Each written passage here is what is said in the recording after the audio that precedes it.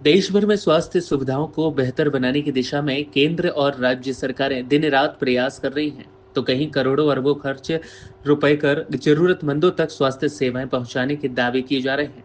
लेकिन मध्य प्रदेश के छतरपुर जिले की स्थिति इन दावों पर पानी फेरती नजर आ रही है। जी हां, जिले में अप्रैल से सितंबर तक मात्र 8 महीनों में 409 बच्चों की मौत का मामला सामने आया है, जिसने पूरे स्वास्थ्य तंत्र पर गंभीर सवाल खड़े कर दिए हैं। चौंका देने वाली बात एक यह भी है कि अत्याधुनिक सुविधाओं से लैस जिला अस्पताल, जहां सरकार द्वारा लाखों रुपए की मशीनें और उपकरण उपलब्ध कराए गए हैं, वहां भी 176 बच्चों की मौत हो चुकी है। यह आंकड़े स्वास्थ्य व्यवस्था की जमीनी हकीकत को भी उजागर करते हैं। मामले को लेकर जिला स्वास्थ्य अधिकारी आरपी गुप्ता ने मीडिया से चर्चा करते हुए आंकड़ों पर सवाल उठाए हैं। तो उन्होंने कहा है कि जो आंकड़े मीडिया में सामने आ रहे हैं, उनका आधिकारिक डाटा फिलहाल उनके पास उपलब्ध नहीं है और न ही इस पूरे संबंध में औपचारिक कोई पत्र प्राप्त हुआ है। आगे बताया गया कि जब यह बात उनके संज्ञान में लाई गई है, तो उन्होंने तत्काल सभी नियमों के तहत जांच के निर्देश दिए हैं और एक जांच टीम भी गठित की।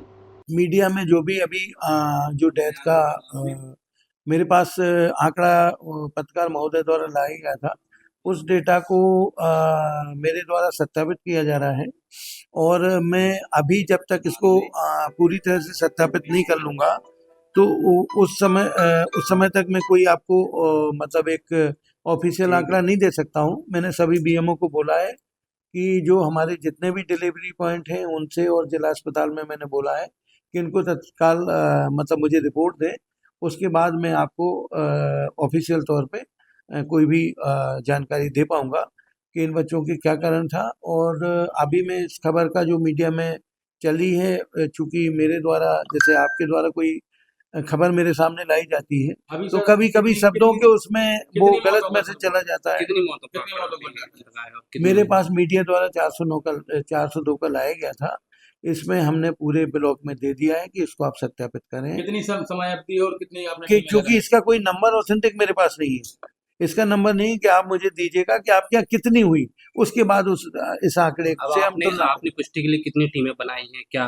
8 मेरे बीएम है, 8 बीएमओ को मैंने बोला कितने है सर और डिलीवरी जिला अस्पताल में बोला डिलीवरी सेंटर कितने हैं जिले में है। कुल? 40 डिलीवरी सेंटर किस है। समय अवधि की ये पूरी ये मौतों की? अप्रैल से सितंबर तक का जो मीडिया ने मुझे जानकारी दी थी, वो अप्रैल से सितंबर तक की सर थी। क्या कारण रहता है इन मौतों का बच्चों का अमूमन?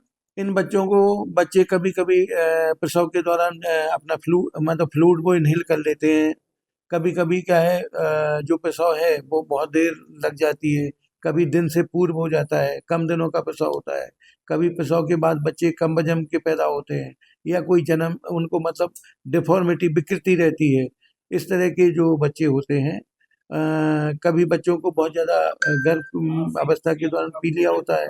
तो ये सब कारण होते हैं। जो 10 तरह के 10% हाई रिस्क बच्चे आते हैं, उस पे मैंने अप्रैल से और सितंबर तक का डेटा वेरीफाई करा रहा हूँ।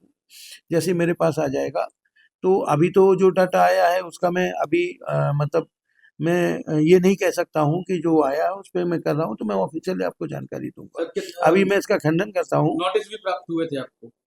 नहीं, एनएचएम का मुझे नोटिस कोई प्राप्त? नोटिस एनएचएम से मेरे पास कोई जानकारी नहीं आई है। मुझे तो मीडिया के द्वारा ही पता चला था। उसमें मैंने कहा था कि ये डाटा अगर आया है तो ऐसा होगा, तो इस पे मैं काम कर रहा हूँ।